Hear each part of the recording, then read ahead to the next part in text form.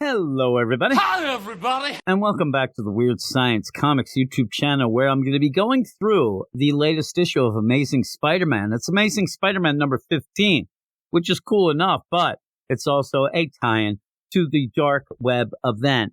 Now, I don't think it would be a surprise to say that I've been up and down with this Zeb Wells run on Amazing Spider-Man since I've said it on the Marvel podcast a bunch of times and during a bunch of video reviews for this book. Plus, most people I talk to and listen to are even more frustrated than I am about the disjointed nature of this run. Now, maybe it's not all Zeb's fault. This book keeps bouncing in and out of events, but that unfortunately happens to a lot of books. And in the end, it's his book with his name on the cover, and you have to blame someone, right? Well, we'll get into it just a minute from now after I tell you to subscribe to the channel, like the video, enable the notifications, and then let me know what you think of Amazing Spider-Man number 15 and maybe the whole run in general in the comments below. Now, before I kick into the credits for this issue, I want to give a little credit. I want to give a little shout out to my man, Wakasashi's Tea House, who,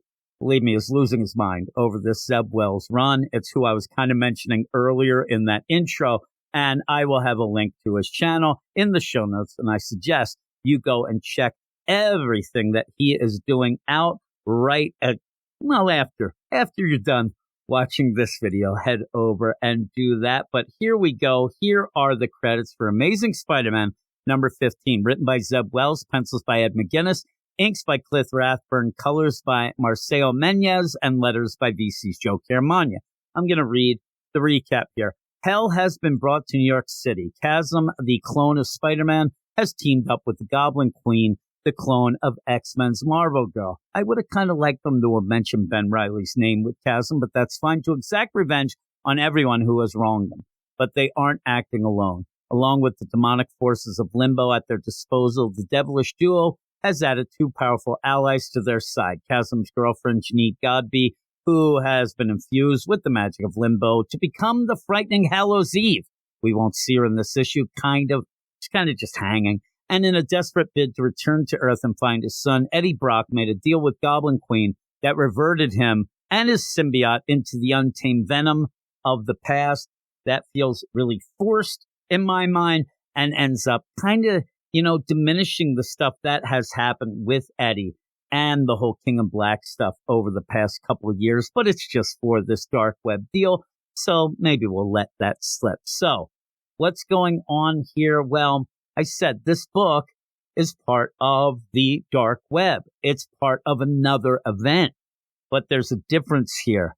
It's a Spider-Man event, and it's Zeb Wells' Spider-Man event. So this isn't just throwing Spidey into a lame Hellfire Gala issue. So why does it suck so bad? Why is it so bad? Maybe it's the over-the-top jokey tone that doesn't really fit what we got already from the event. We only got a little bit, but it still doesn't really fit that. And really, it doesn't fit this whole run of Amazing Spider-Man. This feels like it was written by some rando writer who they just threw on the book and mistook it for a Deadpool book, except it's not funny, kind of like the current Deadpool book. But hey, I digress. I'm throwing shade where I shouldn't throw it yet. We'll get to that later. The story picks up, though, with New York City being overtaken by demonically possessed objects. And I guess they're, terrorizing New York City. The idea was never great. But this issue makes it a complete joke, with sentient baby strollers wanting to eat kids and Christmas trees yelling and screaming at everyone. And the cartoony art of Ed McGuinness actually fits the premise, but it's a premise that is so bad that the art actually just makes things worse for anybody looking for a serious story here. And that's what I want from the Dark Web. I want something serious. I didn't know we were here to yuck it up.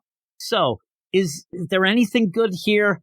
Yeah, not really. We get a classic-looking Venom, mentioned earlier, who kisses a baby. He jokes with Spidey about brains. We get a Ben Reilly Chasm who ends up reading a magic book that rhymes with Kamala Khan so that Kamala Khan could show up. Miss Marvel shows up and gets involved. You get a couple more jokes. Screaming trees, not the band, but the Christmas trees. It'd be kind of cool if it was the first one. And then a cliffhanger that just shows you nothing at all just happened for 21 pages.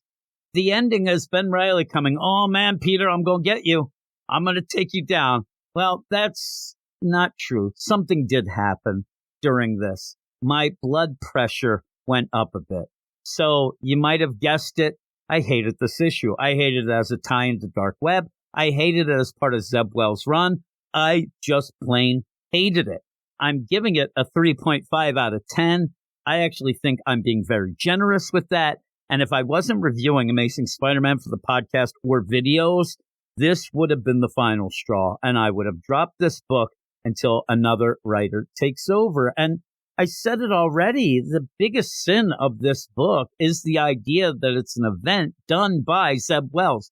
He should be hitting on all cylinders here. He should be showing everybody why this event is happening and why all these books are getting involved. And yet he flubs it, and he flubs it big time, making it into a joke. And when you make things into a joke, people look at it as a joke.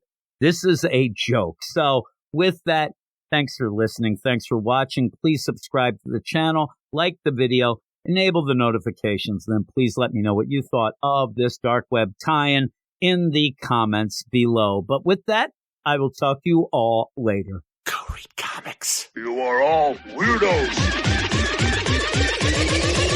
Weird science is the revolution. Weird science is the revolution. Weird science is the revolution.